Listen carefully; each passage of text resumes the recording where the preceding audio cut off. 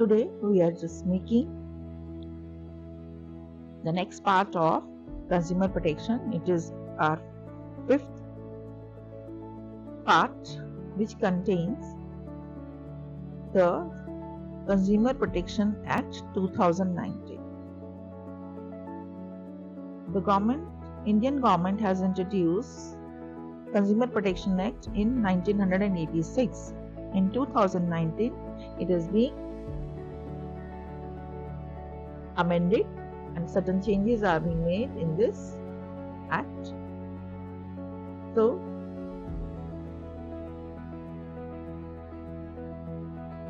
Consumer Protection Act 1986, it was being enacted to safeguard buyers from defective goods, poor services and unfair trade practices. It introduced a three-tier redressal mechanism: district forum, state commission and national commission, ensuring quick and simple access to justice. So 2019, this three-tier redressal mechanism contains all the three at the district, state and national level mechanism, but now it is district commission, state commission and national commission, and certain more changes has been done, certain inclusions being done which were not earlier there existing in 1986 Act.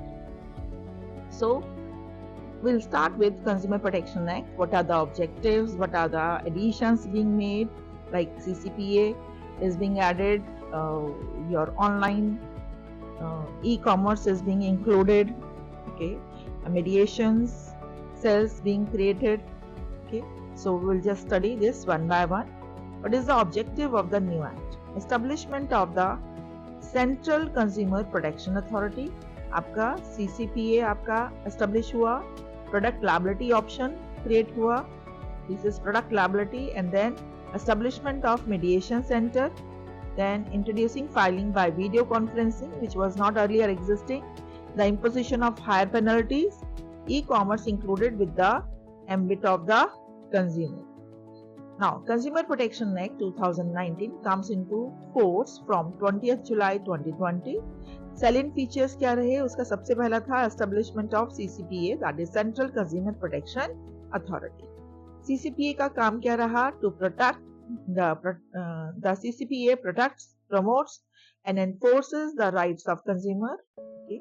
Rights consumer के क्या करता? Protect, promote and enforces. It regulates cases related to unfair trade practices, misleading advertisements and violation of consumer rights. तो क्या था? क्या regulate कर रहा था ये cases? Unfair trade practices, misleading advertisements and violation of consumer rights. ठीक है? So now it is empowered to conduct investigations into violations of consumer rights and institute campaigns, prosecutions, order recall of unsafe goods and services, order discontinuation of unfair trade practices and misleading advertisements, impose penalties on manufacturers and publishers as well of misleading advertisements. Okay? It is not the manufacturer only but publishers as well as the sponsors, those who are involved in the advertisement. They are also being responsible and liable and being penalized under the Act. Now, rules on e-commerce and unfair trade practices. The broad provisions of Consumer Protections E-commerce Rules 2020 are: e-commerce entities are required to provide information to consumers relating to क्या क्या e-commerce के लिए बहुत ज़रूरी है कि अपने consumer को सारी इन्फॉर्मेशन दें, जैसे कि प्रोडक्ट का जो है रिटर्न क्या है, रिफंड क्या है, एक्सचेंज क्या है, वारंटी गारंटी क्या है, डिलीवरी एंड शिपमेंट कैसे होगी, मोड ऑफ पेमेंट क्या है, कंट्री और रीजन क्या है, पेमेंट मेथड क्या है, ग्रीवेंसेस कैसे सॉर्ट आउट होंगी, रिड्रेसल मैकेनिज्म क्या है, right, and charge back options क्या है. सो क्योंकि कस्टमर के लिए बहुत ज़रूरी है, प्रोडक्ट देखा नहीं है वो आप सिर्फ उसको क्या है दिस इज वर्चुअल प्लेटफॉर्म पर उसको देख रहे हैं, तो in reality you can not touch and you can not जज. सो उसके रिफंड और रिटर्न के लिए या एक्सचेंज के लिए कस्टमर थोड़ा कॉन्शियस रहता है. सो उसके रिफंड है, रिटर्न है, एक्सचेंज है या आपका what way they are the, जो आपका प्रोड्यूसर है उसकी क्या टर्म्स एंड कंडीशंस हैं उसको स्पेसिफाई करना होगा। वारंटी गारंटी क्या है, शिपमेंट कब होगा, डिलीवरी प्रोडक्ट की कब होगी। If it is too late, even then it is will be a matter of concern for the consumer, क्योंकि अगर उसे प्रोडक्ट जल्दी चाहिए और प्रोडक्ट बहुत लेट पहुंच रहा है, when it is not no use for him और her, so he has the right to cancel it as well. Mode of payment क्या होगा, किस कंट्री से आ रहा है, पेमेंट मेथड्स क्या हैं, all these things are to be provided there in the rules of e-commerce. Now the consumer protection e-commerce rules 2020 are mandatory and not advisory. ये mandatory है यानी कि फॉलो करने ही करने हैं आपके मैन्युफैक्चरर को, ये आपके एडवाइजरी नहीं है। It is not an advice from the CCPA, it is mandatory. That means every manufacturer, producer और advertiser, publisher, they have to that is follow it.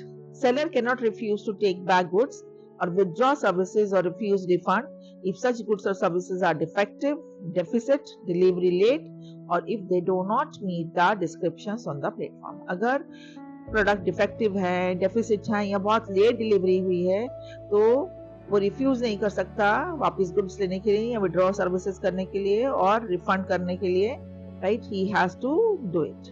The rules are prohibit the e-commerce companies from manipulating the prices of the goods or services to gain unreasonable profits through unjustified prices. तो बहुत ज्यादा prices नहीं ले सकते अपना profit margin बढ़ाने के लिए, ये रूल उनको इस चीज के लिए भी प्रोहिबिट करता है। Now, punishments for manufacturers or sale of adulterated or spurious goods.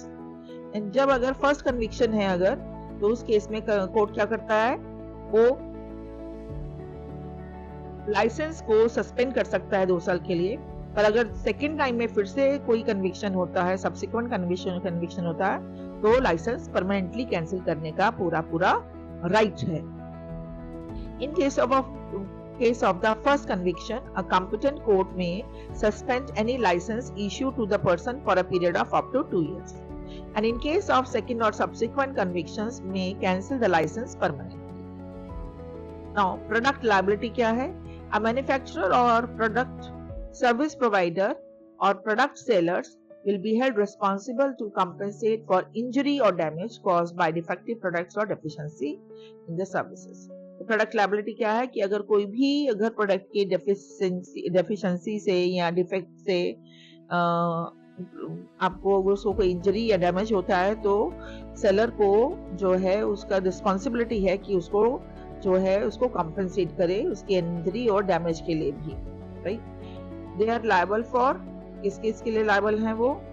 This is they are liable for manufacturing defects के लिए, डिजाइन डिफेक्ट्स के लिए, deviation from manufacturing specification, failing to contain adequate instruction for correct use, no conforming to express warranty, and service provider faulty, imperfect or deficit services. Okay?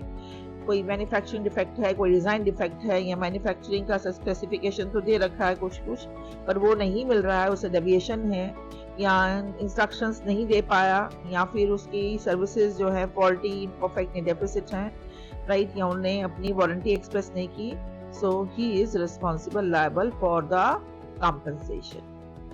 Then alternate dispute resolution mechanism of mediation. एक alternate dispute resolution बनाया, right? 3-tier mechanism के साथ साथ mediation का।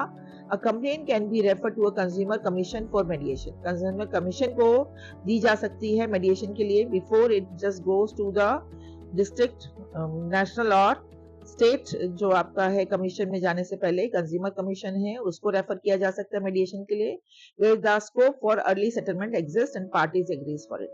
जहाँ पे early settlement हो सकता है अगर पार्टीज जो इसके सेटलमेंट के लिए तैयार रहती हैं तो ये काम किया जा सकता है। mediation will be held in the mediation cell which will be established under the aegis of the consumer commission. तो क्या है जो कंज्यूमर कमीशन के प्रोटेक्शन में आपकी चलती है एक मेडिएशन सेल के थ्रू ये आपका मेडिएशन होता है।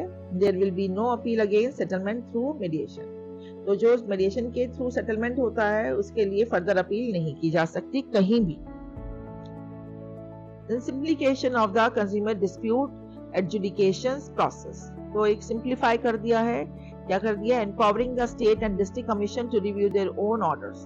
तो स्टेट और डिस्ट्रिक्ट से अगर कोई कमीशन, डिस्ट्रिक्ट कमीशन से या स्टेट कमीशन से अगर कोई उनके जुरिसडिक्शन से अगर कोई सेटिस्फाइड नहीं है तो कहाँ जाता है वो नेशनल, आपका जो है नेशनल कमीशन के पास जाता है। तो उससे पहले जाने से पहले उनको पावर दे दी गई है स्टेट और डिस्ट्रिक्ट कमीशन को कि अपने ही जो ऑर्डर्स को फर्दर रिव्यू कर सकते हैं।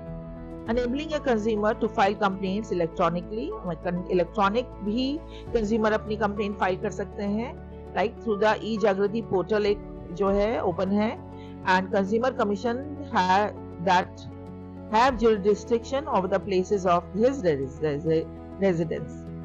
वीडियो कॉन्फ्रेंसिंग फॉर हियरिंग, ठीक है, वीडियो कॉन्फ्रेंसिंग भी है आपकी, and deemed admissibility of complaints if the question of admissibility is not decided within the specified period of 21 days.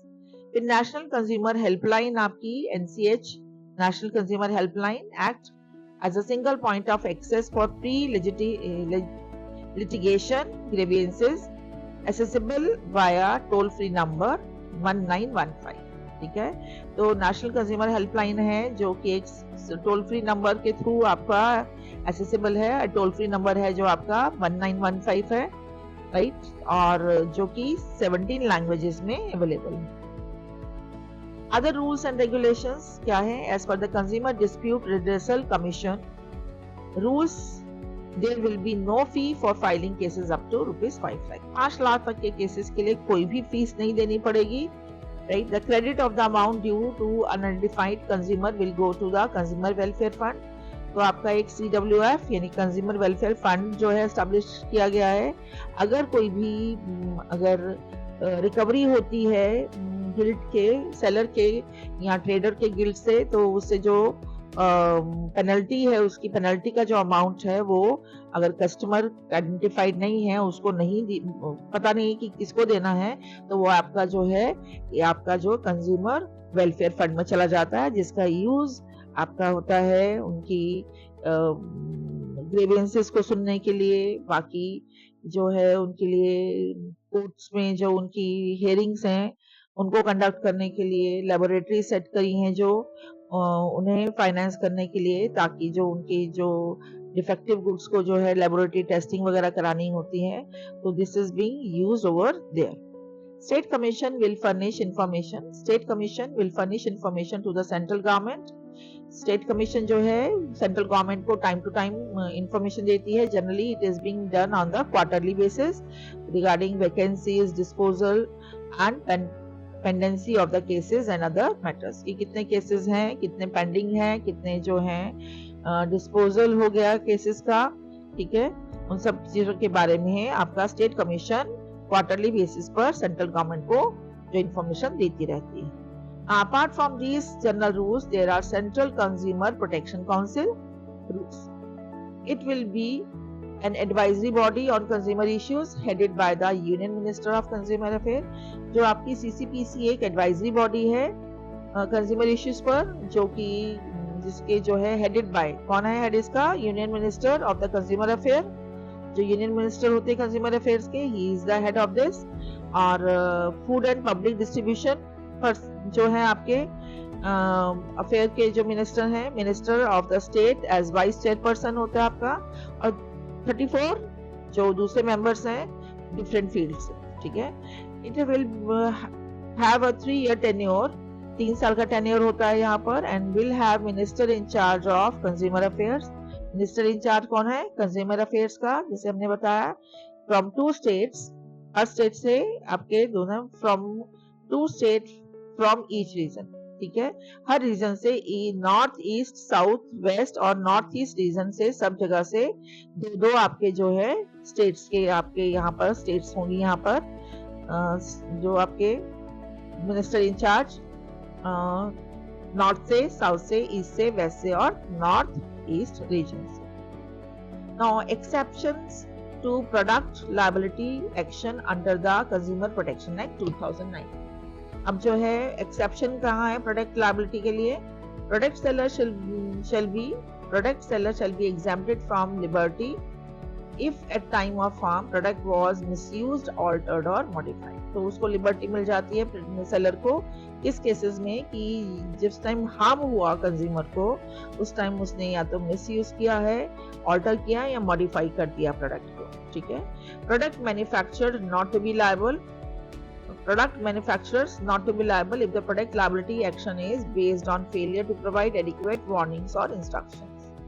Product purchased by the employer to be used at the workplace and warning or instructions were provided to the employer.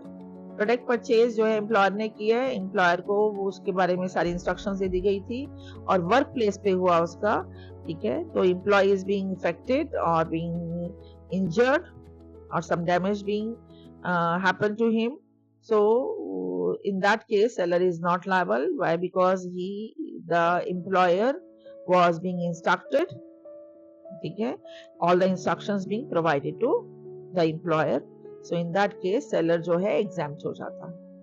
Product sold as component or material for another product and harm was caused by the end product. Product जो बेचा गया वो क्या है, उसके components जो थे वो as a इंटरमीडिएट प्रोडक्ट की तरह बेचे गए जिसको फर्दर प्रोडक्शन के लिए यूज करना था और इंटरमीडिएट प्रोडक्ट से हार्म नहीं हुआ. जो हार्म हुआ वो फाइनल प्रोडक्ट से हुआ, एंड प्रोडक्ट से हुआ, तो भी सेलर जो है वो आपका सेव रहेगा. Product was meant to be used by और under supervision on of expert and warning of instructions for such usage were given.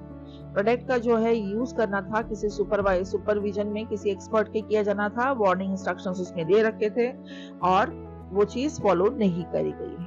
No liability in case of danger which is obvious और commonly known to the user और consumer. अगर कोई भी seller के ऊपर कोई liability नहीं आएगी अगर जो डेंजर या डैमेज दे रखा है प्रोडक्ट पे ऑब्वियस है कि उसमें से हो सकता है, right, user of the consumer को, then the seller is not liable, like it is being provided there in cases of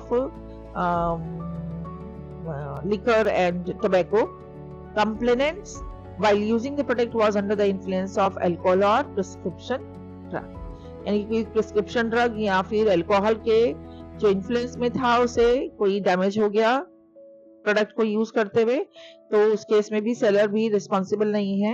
हाँ, अगर वो प्रिस्क्राइब ड्रग मेडिकल प्रैक्टिशनर्स ने दी है और उसके बाद उसको साथ कोई हार्म हुआ है, देन तो seller will be responsible, otherwise he will not be responsible. So ending of this part here. So we will do the rest of the part later on. Till then, I hope you people have to learn the small part learning. I feel like it is very convenient, easier, and make the concepts more clear. So continue with this learning part. And most important, last and not the least one is like, share and subscribe the video. See you soon, children. Yes, students. Bye bye.